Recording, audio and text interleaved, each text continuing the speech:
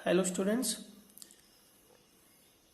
आज के इस वीडियो में चैप्टर हमारा वही है फेडरलिज्म। फेडरलिज्म का कंसेप्ट हमने सीखा, व्हाट इज फेडरलिज्म, और फेडरलिज्म के जो फीचर्स हैं वो हमने पढ़े। 3 तरह की चीज़ें उसमें हमने डिस्कस की, सेंटर स्टेट रिलेशन वगैरह, लैंग्वेज पॉलिसी और लिंग्विस्टिक स्टेट। ये चीज़ें जो इंडिया में है कैसे प्रैक्टिस की जाती हैं, ये चीज़ें हमने डिस्कस की। आज का जो फोकस रहेगा वो पूरा फोकस रहेगा डिसेंट्रलाइजेशन पर। डिसेंट्रलाइजेशन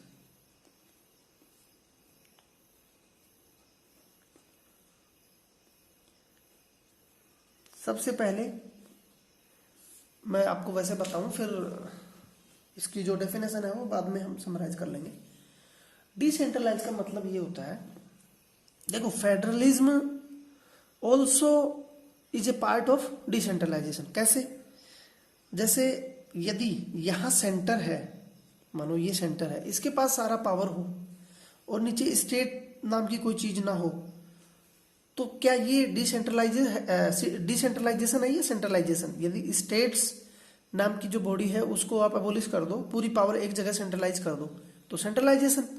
और स्टेट को आपने पावर दे दी, इसमें से कुछ पावर यहाँ आपने डेलीगेट कर दी, तो डिसेंट्रलाइजेशन। तो federalism is also a part of decentralisation. लेकिन क्योंकि हमारा कंट्री इतना बड़ा है ना, बहुत साइज में हमारा कंट्री बहुत बड़ा है। साइज में कैसे? पॉपुलेशन की साइज से। वैसे नहीं है, वैसे तो 7वें नंबर पे है, पॉपुलेशन में हम 1 नंबर पे जाने की कोशिश कर रहे हैं। खैर, तो स्टेट्स जो है, सेंटर ने अपनी कुछ पावर स्टेट्स को दी, लेकिन डिसेंट्रलाइजेशन का एक और फैक्टर है, वो है ग्रास रूट लेवल पर, यानी लोकल लेवल पर भी सेंट्रलाइजेशन। इसको आप बोलेंगे लोकल सेल्फ गवर्नमेंट। बड़ा अच्छा टर्म है, बहुत बड़ा टर्म है ये, आपको इजी लग रहा होगा।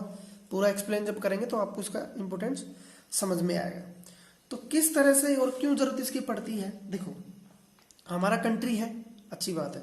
कंट्री के अंदर आज हमारे यहाँ 28 स्टेट्स हैं और 9 यूटीज हैं। लेकिन जो हमारे कुछ स्टेट्स हैं ना, वो इतने बड़े हैं पॉपुलेशन के हिसाब से कि उतने तो एक कंट्री की भी पॉपुलेशन नहीं। ऐसे बहुत एग्जांपल आपको मिल जाएंगे। मेजर कंट्री का मैं आपको नाम बताऊं, रसिया आपने सुना होगा, अच्छे से आप जानते हैं रसिया। रसिया की पॉपुलेशन यूपी की पॉपुलेशन की से भी कम है। इसके अलावा महाराष्ट्र का उदाहरण आप लें तो महाराष्ट्र की पॉपुलेशन जर्मनी से अधिक है। तो जरा सोचो, रसिया जैसे कंट्री में डिसेंट्रलाइजेशन खूब होता है, वहां भी कितने टीयर हैं, टीयर 1, टीयर 2। तो अभी तक हमने ये सीखा है कि गवर्नमेंट के जो होते हैं वो टीयर 1 और टीयर 2, लेकिन हमारे यहाँ टीयर 3 भी है। जरूरत क्यों पड़ी उसका मैंने आपको बता दिया, क्योंकि पॉपुलेशन इतनी है। तो जो एडमिनिस्ट्रेशन है या डेमोक्रेसी है, इफेक्टिव डेमोक्रेसी, वो कैसे एक्सरसाइज कर सकते हैं? डिसेंट्रलाइजेशन करके। अब डिसेंट्रलाइजेशन आप कर दोगे तो उसके हिसाब से प्रोविजन भी होनी चाहिए, पार्टिसिपेशन भी लोगों का होना चाहिए। क्या क्या इसके फायदे हैं वो सब हम डिस्कस कर लेते हैं। पहली बात, इस चीज की जरूरत क्यों पड़ी हमने डिस्कस किया। इसके अलावा इंटरनली भी इनमें बहुत ज्यादा डाइवर्सिटी होती है। एक स्टेट में ही दुनिया भर के कल्चर आपको देखने को मिल जाएंगे, तो इंटरनली डाइवर्सिटी भी बहुत है। उस डाइवर्सिटी और यूनिटी को मेंटेन करने के लिए लोकल सेल्फ गवर्नमेंट के कंसेप्ट को लाना बहुत जरूरी हुआ। तो इसके लिए करना क्या पड़ेगा?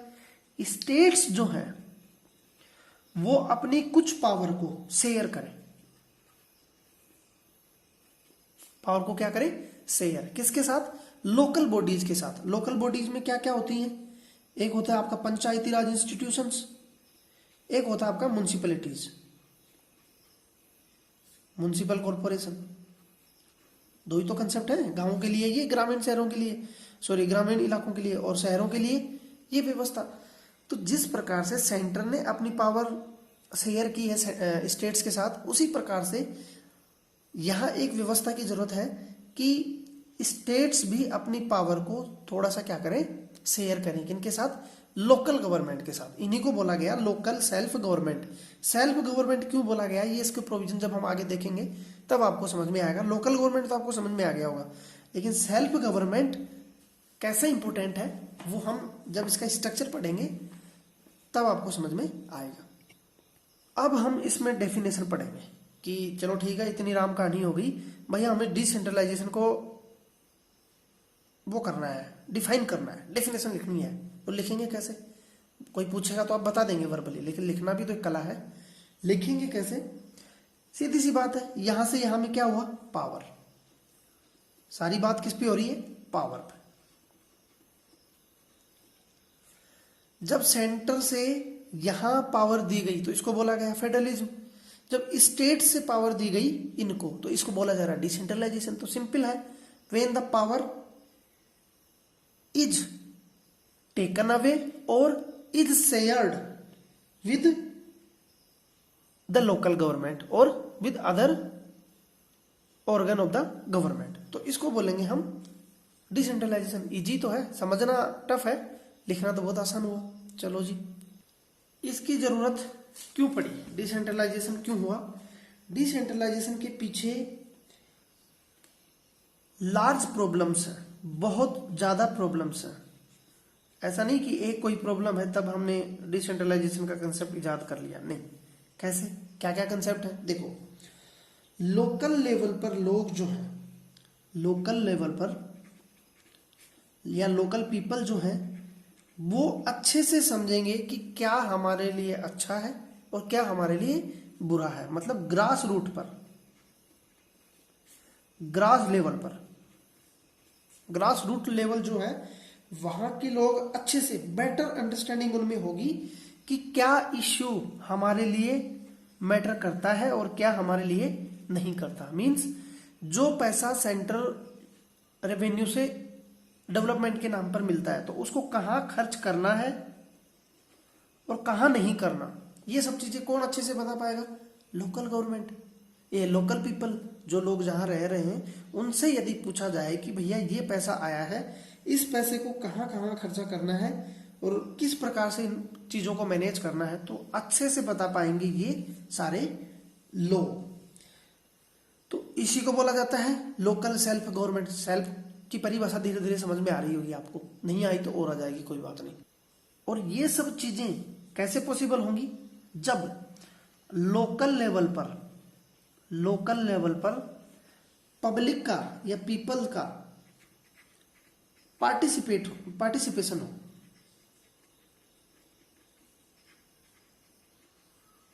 किसमें? गवर्नमेंट में, एडमिनिस्ट्रेशन में। तभी तो वो अपनी बात रख पाएंगे और तभी तो इफेक्टिवली उन सब चीजों को यूज कर सकते हैं। तो इसको हम बोल सकते हैं, जो इफेक्टिवली पार्टिसिपेशन होगा लोगों का, इसको आप बोल सकते हो डेमोक्रेटिक पार्टिसिपेशन। हो रहा है कि नहीं डेमोक्रेटिक पार्टिसिपेशन? ज्यादा डेमोक्रेसी का मतलब ये है कि लोगों का शासन, तो जिस शासन में ज्यादा से ज्यादा लोगों की भागीदारी होगी वो उतने डेमोक्रेटिक पार्टिसिपेशन होगा। तो लोकल गवर्नमेंट एक बहुत ही सुटेबल और बहुत ही बेस्ट जो तरीका है वो है किसके लिए? जो प्रिंसिपल ऑफ डेमोक्रेसी है। प्रिंसिपल ऑफ डेमोक्रेसी का क्या है? लोगों का ज्यादा से ज्यादा वेलफेयर। वो इसमें सबसे ज्यादा एक्सरसाइज किया जा सकता है या इसमें सबसे ज्यादा इसका अनुभव किया जा सकता है। चलो जी, अच्छी बात हो गई। अब आते हैं इसका थोड़ा सा हिस्टोरिकल बैकग्राउंड हम पढ़ लेते हैं। इनिशियली जब हमारा संविधान बना, कॉन्स्टिट्यूशन कब बना? 1950 में। तब भी हालांकि ये प्रोविजंस इसको रखा गया था, लेकिन ये जस्टिसेबल नहीं थे। मतलब ये सब डिपेंड करता था लोकल गवर्नमेंट पे कि वो चाहे तो पंचायत राज इंस्टीट्यूशन बनाए या फिर ना बनाए। मतलब हमारे संविधान के आर्टिकल 40 में ये रखा गया, जो कि डीपीएसपी का है। डीपीएसपी मतलब directive principle of state policy. इसका मतलब ये हो गया कि स्टेट ऐसी पॉलिसी बनाए उनके उनमें जो डायरेक्शंस होंगे वो कहाँ लिखे हैं, डीपीएसपी में, नीति निदेशक जो सिद्धांत है वो। तो इसमें आर्टिकल 14 में ये लिखा है कि हर स्टेट की ये नैतिक जिम्मेदारी है कि वो पंचायती राज इंस्टीट्यूशन के लिए काम करेगा। लेकिन देखो नैतिक है, कंपलसरी नहीं है, ये स्टेट्स की मर्जी के ऊपर डिपेंड करता है। तो यहां तक तो स्टेट चाहे तो करें या ना करें, इसके लिए कहीं भी कोई नहीं जा सकता, ना किसी कोई कोर्ट में जा सकता है। इसका मतलब ये हुआ, इसका लीगल जो स्टैंडर्ड है वो ये हुआ कि इस आर्टिकल के आधार पर कोई भी व्यक्ति कोर्ट में जाकर ये नहीं बोल सकता कि ये स्टेट जो है पंचायती राज इंस्टीट्यूशन को फॉर्म नहीं कर रहा या इस तरह की व्यवस्था यहां लागू नहीं कर रहा। तो फिर अच्छी बात है, हमारे संविधान निर्माताओं ने ये बात रखी। धीरे धीरे ये आगे बढ़ती है बात। तो 1957 में सेंट्रल गवर्नमेंट क्या करती है, एक कमेटी बिठाती है, बलवंत राय मेहता जी उस कमेटी के अध्यक्ष होते हैं। वो रिकमेंडेशन देते हैं दुनिया भर की कि भैया ऐसे ऐसे आप डिसेंट्रलाइजेशन करो, पंचायती राज इंस्टीट्यूशन गांवों के लिए करो, म्युनिसिपल कॉरपोरेशन आप शहरों के लिए करो। चलो जी, बहुत अच्छी बात हो गई। उन रिकमेंडेशन को कोई ध्यान नहीं दिया जाता है, सेंट्रल गवर्नमेंट के द्वारा कोई ध्यान नहीं दिया जाता है। लेकिन इसका प्रभाव इतना होता है कि कुछ स्टेट्स जैसे राजस्थान, आंध्र प्रदेश, तमिलनाडु, महाराष्ट्र, इन लोगों ने क्या किया कि अपने लेवल से लोकल लॉ बनाए, लोकल लॉज, कि ठीक है हम हमारे लोकल लॉज बनाते हैं। और उसके तहत सबसे पहले पंचायती राज इंस्टीट्यूशंस को बनाया गया। सबसे पहले 2 अक्टूबर 1959 में राजस्थान में नागौर एक जिला है, वहां पंडित जवाहरलाल नेहरू ने इनोग्रेट किया किसका, पंचायती राज इंस्टीट्यूशंस का। सबसे पहली घटना थी। उसके बाद आंध्र प्रदेश ने अपनाया, तमिलनाडु ने अपनाया, महाराष्ट्र ने अपनाया, आपके पश्चिम बंगाल ने अपनाया। लेकिन देखो यहाँ कोई यूनिफॉर्म लॉ नहीं था, सभी स्टेट्स के अलग अलग थे। तो सभी स्टेट अपने हिसाब से चीजों को एक्सरसाइज करते थे। कोई क्या करते थे कि जो पंचायतों का लेवल भी है उसमें भी लेवल बटे हुए थे, जैसे टीयर 1, टीयर 2, टीयर 3। देखो मैं आपको एग्जांपल बता देता हूँ। जैसे लोकल लेवल पर क्या होता है, हम गांवों की बात करें तो ग्राम पंचायत हो गया, उसके बाद पंचायत समिति हो गया या तालुका पंचायत या ब्लॉक पंचायत, उसके बाद में जिला परिषद। ये 3 लेवल हो गए ना। तो कुछ स्टेट ने तो इसमें से 2 ही किए और किसी ने 3 किए। यूनिफॉर्म लॉ नहीं था तो सबने अपने हिसाब से लागू किया। तो सरकार ने धीरे धीरे बात बीतती गई, दुनिया भर की कमेटी और भी आई, हनुमंतराव कमेटी, उन सबसे हमें कोई कंसर्न नहीं है। तो अल्टीमेटली होता क्या है, 1989 में जब राजीव गांधी सरकार थी, उन्होंने पार्लियामेंट में एक बिल इंट्रोड्यूस किया। किसके लिए, पंचायती राज इंस्टीट्यूशंस के लिए या लोकल गवर्नमेंट को इंट्रोड्यूस करने के लिए। लेकिन 1989 में राज्यसभा में ये बिल पास नहीं होता है और ये कोलैप्स कर जाता है। तब 1992 में पीवी नरसिम्हा राव की गवर्नमेंट जो होती है, उस समय एक बिल पास किया जाता है कि संविधान में अमेंड किया जाए।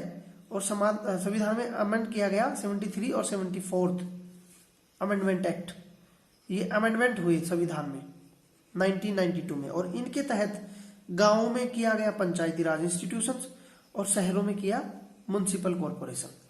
अब ये जब संविधान में अमेंड कर दिया, संविधान में आपने ये चीजों को रख दिया कि नहीं, सभी स्टेट की ये कंपलसरी ड्यूटी है कि वो पंचायती राज इंस्टीट्यूशंस को एस्टेब्लिश करें। तो भला एक बात बताओ, कोई स्टेट भाग पाएगा दूर? नहीं भाग पाएगा। तो ये सब चीजें फिर लागू कर दी गई। तो ये तो रहा हमारा इसका हिस्टोरिकल ग्राउंड कि किस तरह से ये इवोल्व हुआ, पूरी जो प्रक्रिया है वो किस तरह से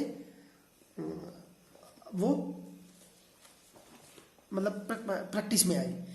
अब जरा इससे फायदा क्या होगा, देखो जब ये कॉन्स्टिट्यूशनलिटी इसको मिली, इस प्रोविजन को, उससे पहले क्या होता था कि स्टेट गवर्नमेंट्स का फुल कंट्रोल होता था। जो लोकल गवर्नमेंट होती थी वो अपनी मर्जी से फॉर्म करें तो करें, ना करें तो ना करें। उनके लिए जो रेगुलर इलेक्शन होने चाहिए 5 साल में, वो नहीं होते थे। फाइनेंशियल ऑटोनॉमी उनको नहीं होती थी। और भी कई सारे प्रोविजन ऐसे थे जिनकी वजह से इतने इफेक्टिवली लोकल सेल्फ गवर्नमेंट को लागू नहीं किया जा सकता था। लेकिन जब इसको कॉन्स्टिट्यूशनल स्टेटस मिल गया, उसके बाद तो दुनिया भर की चीजें इसमें हो गई। यानी हम इसको बोल सकते हैं कि 1992 में कांग्रेस सरकार के प्रधानमंत्री पीवी नरसिम्हा राव ने एक बहुत अच्छा स्टेप लिया, जिन्होंने पंचायती राज और आपके म्युनिसिपल कॉरपोरेशन को लागू किया। अब क्या क्या फायदे हैं, चलो ठीक है इसको लागू कर दिया, अच्छी बात है। अब मैंने आपको बता दिया क्या क्या फायदे हैं, समराइज करना चाहें। सबसे पहला ये हो गया कि इसको कॉन्स्टिट्यूशनलिटी मिल गई।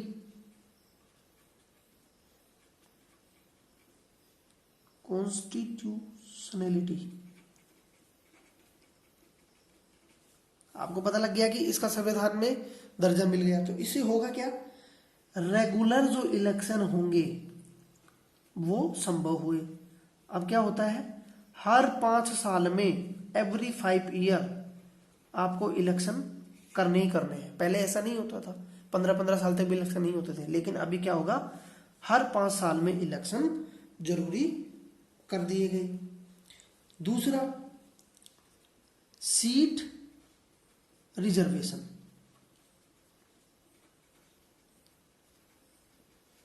जो हमारे डिसएडवांटेज सेक्शन हैं, जैसे एसटीज, एससीज, ओबीसीज, इनके लिए सीटें रिजर्व कर दी। ओबीसी के लिए सीट रिजर्व नहीं की गई, एसटी और एससी के लिए कर दी गई, लेकिन ओबीसी के लिए ये प्रोविजन किया गया कि स्टेट गवर्नमेंट पर फुल, या स्टेट लेजिस्लेचर पर ये फुल पावर है कि वो अपने हिसाब से, जिस हिसाब से प्रोपोर्शन है पॉपुलेशन का, इन कम्युनिटी का, उसके हिसाब से सीटें रिजर्व करेंगे। अच्छी बात हो गई।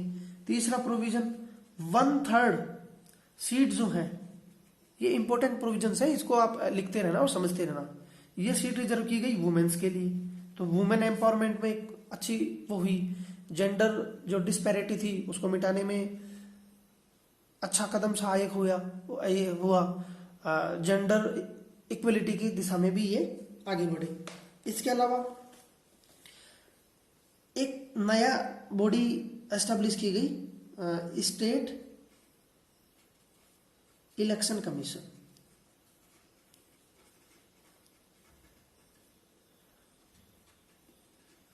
आपने इलेक्शन कमीशन ऑफ इंडिया के बारे में पढ़ा है।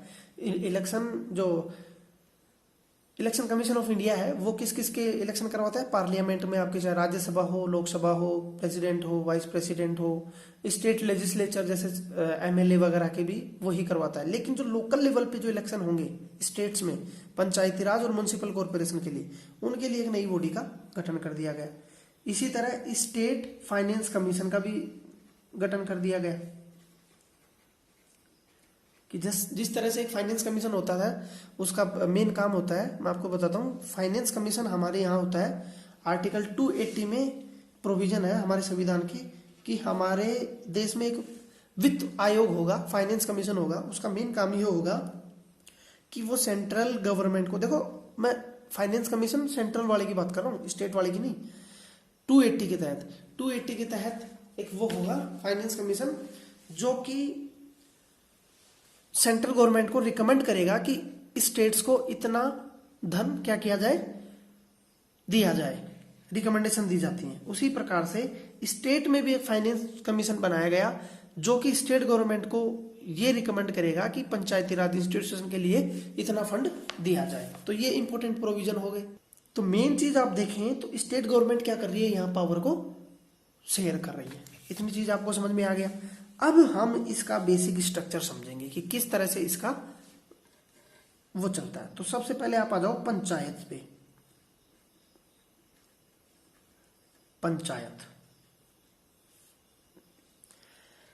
पंचायत राज जो था वो आया आपके रूरल एरिया में।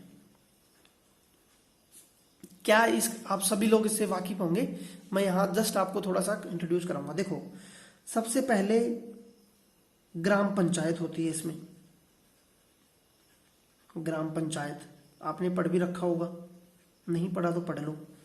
उसके बाद में मंडल लेवल पर या ब्लॉक लेवल पर होती है पंचायत समिति।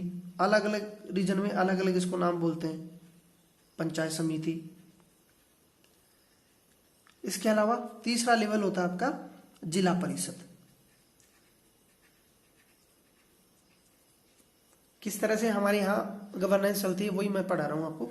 ग्राम पंचायत में क्या होता है, ग्राम पंचायत के जितने भी मेंबर्स होंगे जो ग्राम पंचायत को बनाएंगे उनको इलेक्ट किया जाता है। किनके द्वारा?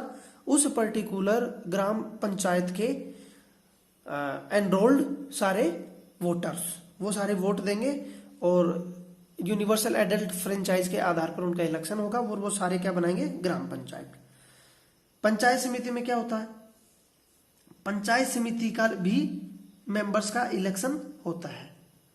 कई ग्राम पंचायत मिलकर 5, 7, 10, 15 मिलकर एक पंचायत समिति बनाएंगी और सारे एक जिले में जितनी सारी पंचायत समिति होंगी वो एक जिला परिषद के अंडर में होंगी। इनका भी डायरेक्टली इलेक्शन होता है, इनमें कुछ मेंबर नॉमिनेटेड भी होते हैं। चलो ग्राम पंचायत में वापस आते हैं। ग्राम पंचायत में एक चीज होती है ग्राम सभा।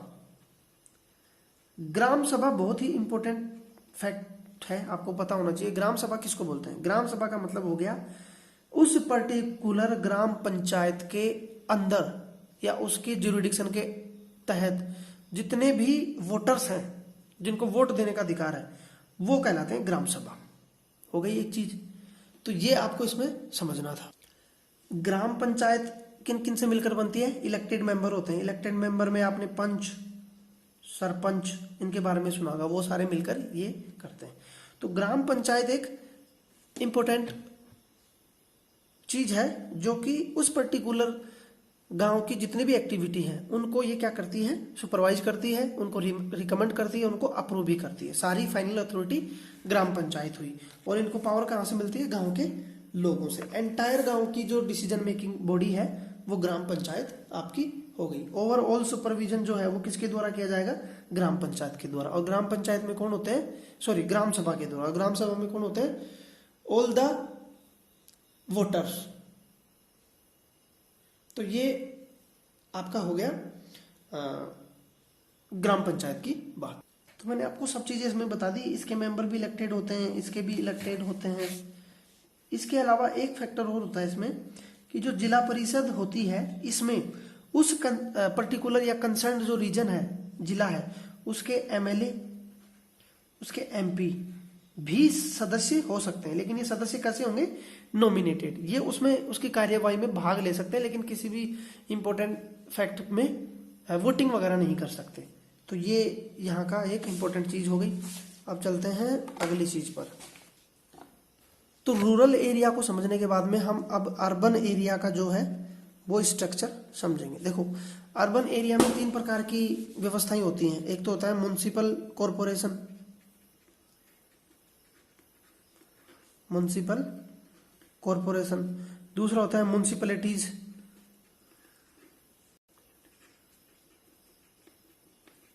तीसरा होता है नगर पंचायत।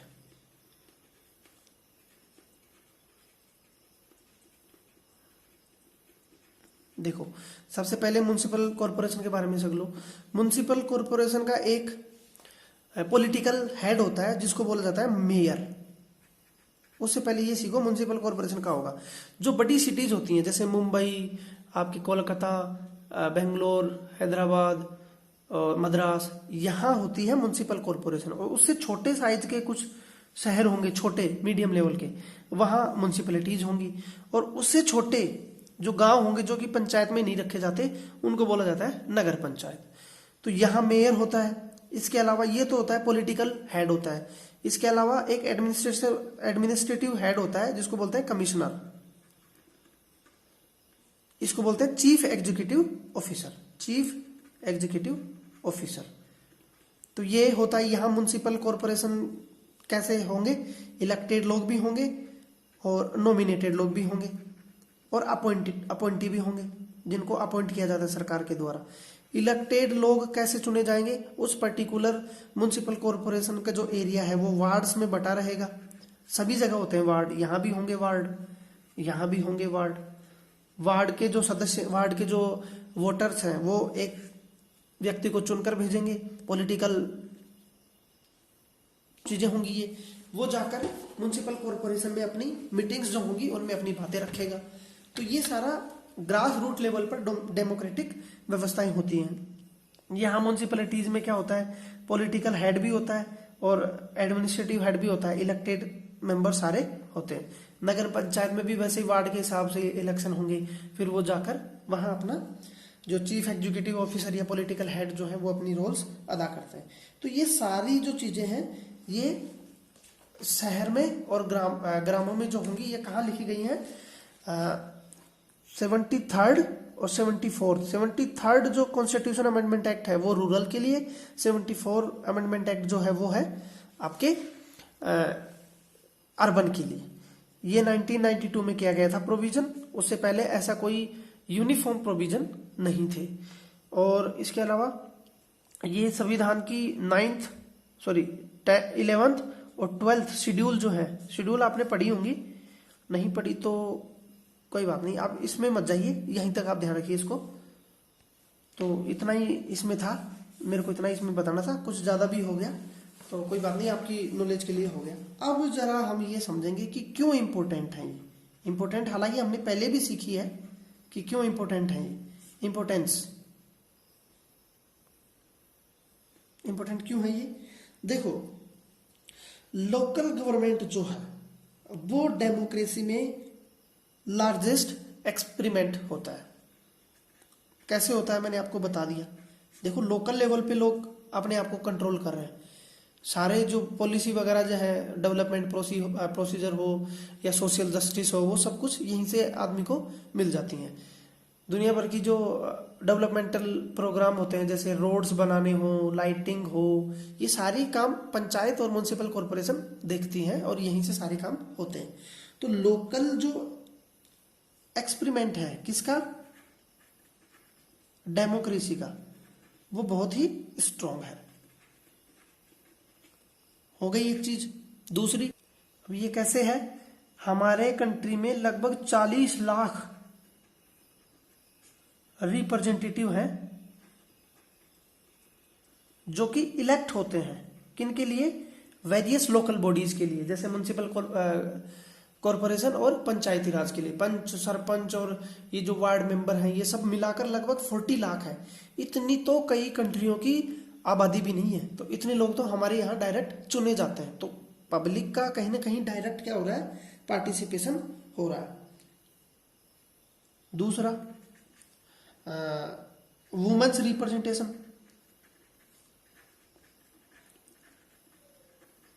मैंने आपको बताया वुमेन्स रिप्रेजेंटेशन क्यों होगा? 1/3 सीट्स वो रिजर्व होती हैं। तीसरा,